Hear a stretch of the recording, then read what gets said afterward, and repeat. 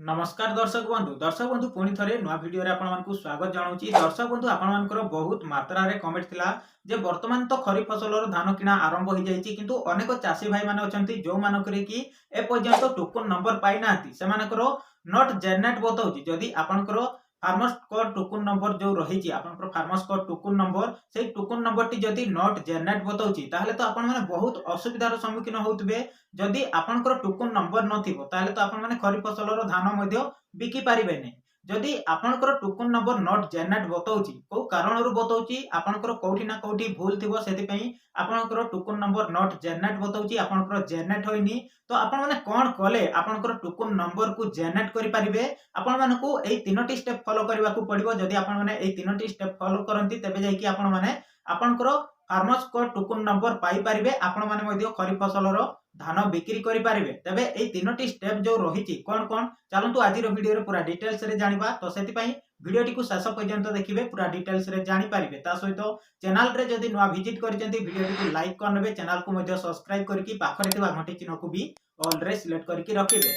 आगो को एमडी आपण माने नुआ नुआ अपडेट पाई पारिबे। तो सेति पई वीडियोटी को लाइक करनियंतु चैनल को मध्य सब्सक्राइब करके रखंतु।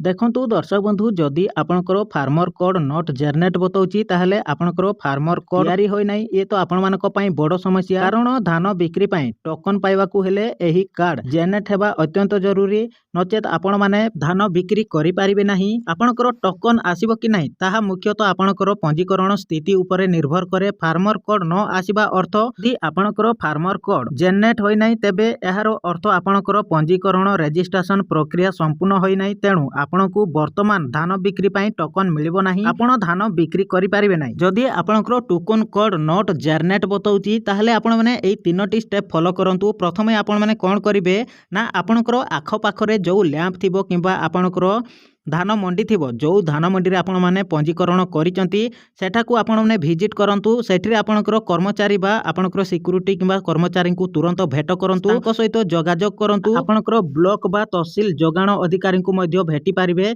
सेतिरे आपण माने समाधान करि पारिबे को कारणरू आपनकर टोकन मिली पारुनी को कारणरू आपनकर टोकन नॉट जनरेट बताउची ताहा मध्य आपण माने जानि पारिबे। यदि आपण माने जनसेवा केंद्र रे जदि पंजीकरण करिसंती सेठाकू विजिट करके आपण माने जांच करि पारिबे को कारणरू आपनकर टोकन नॉट जनरेट बताउची ताहा मध्य जानि पारिबे। देखंतु दर्शक बंधु फार्मर कोड जनरेट न हेबार किछि साधारण कारण मध्य रहिछि जेमिति कि आपनकर ई केवाईसी हेगला आपनकर जमी कागज पत्र सेगुडा को मध्य आपण माने चेक कर नियंतु। सोसाइटी स्तर रे आपनकर फॉर्म सिस्टम रे जदि डिजिटाइज कराई न थिबा किंबा आपनकर सबमिट होय न थिबो सेति पई आपनकर टोकन नंबर नॉट जनरेट बताउथिबो सेगुडा को मध्य आपण माने चेक करि नियंतु। ए भली आपनकर वैशिक त्रुटि टेक्निशियन अनेक समय रे देखितबे पी पास पोर्टल रे वैशिक समस्या जगु कोड जनरेट हेबारे विलंब होइताय सेथि पई आपनकर कोड जनरेट होय नथिबो नॉट जनरेट बताउथिबो। यदि आपण माने पंजीकरण स्थिति रजिस्ट्रेशन स्टेटस चेक निजर स्थिति जानिबा पई आपण माने पी पास पोर्टल जांच करि पारिबे। वेबसाइट रो लिंक मु डिस्क्रिप्शन रे देई दैछि आपण माने डायरेक्ट वेबसाइट को ओपन करि पारिबे सेथिरे आपनकर स्टेटस मध्य चेक करि पारिबे। जेत आपण माने कोन करिवे पीएस सीएस सेक्रेटरी सहित जोगाजोग करी प्रक्रिया शेष करंतु। जेहेतु वर्तमान नवेम्बर मासरे खरीफ धान किणा प्रक्रिया आरंभ हेबा समय तुरंत समाधान करबा जरूरी। यदि आपण माने एई गुडाक काम न करिवे तेबे आपण माने टोकन पाई पारिबेनी